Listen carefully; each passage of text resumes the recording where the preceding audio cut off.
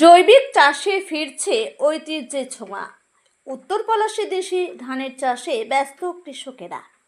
শিলিগুড়ি সংলগ্ন চম্পাশাড়ি অঞ্চলের উত্তর পলাশে সম্পূর্ণ জৈবিক পদ্ধতিতে দেশি ধানের চাষে ব্যস্ত হয়ে পড়েছেন কৃষকেরা। কৃষি জমিতে এখন চলছে কালো নুনিয়া, সাদা নুনিয়া, রাধা তিলক এবং তুলাই পাঞ্চি সহ একাধিক ঐতিহ্যবাহী ধানের জাতের রোপণের কাজ। আধুনিক কৃষি প্রযুক্তির পাশাপাশি হারিয়ে যেতে বসা দেশি ধানের বীজ সংরক্ষণ ও জৈবিক চাষের মাধ্যমে কৃষির পুরনো ঐতিহ্যকে পুনর্জীবিত করার উদ্যোগ নিয়েছেন এলাকার চাষিরা।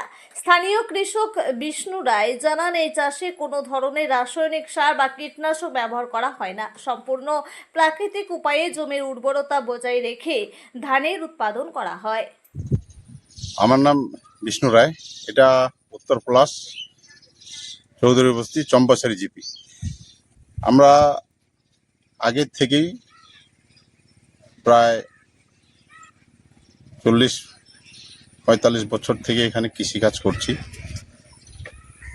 তো আজকে যে ধান রোপণী হচ্ছে, এই ধানটা রাধা তিলক, যেটা আমাদের যে ADA madam agriculture BDO office আমাদের শিব মন্দির, ওখান থেকে হেল্প করেছেন, যে চারাটা দিয়েছেন। এটা হচ্ছে রাধা তিলক, সেটা গোবিন্দভোগ চালের মধ্যে ছোট ছোট সেন্টেড চাল।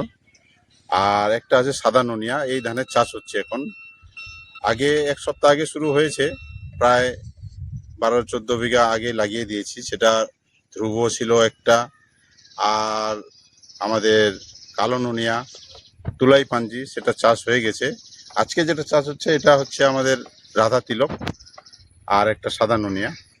এটা ম্যাচুরেট হবে মোটামুটি 140 দিনের মধ্যে। এই ধানটা আর কি কাটা যায়। 140 দিনের আগেই ধানটা হয় না, যেটা সাদা নুনিয়া, কালো নুনিয়া এবং এই রাধা তিলক, এটা 140 দিনের ধান। কিরকম ফলন হয়? ফলন আমরা তো অর্গানিক করি। অর্গানিকে আমাদের মোটামুটি তবু 12 মণ বিঘা প্রতি। এটা এইটুকু ফলন পাই।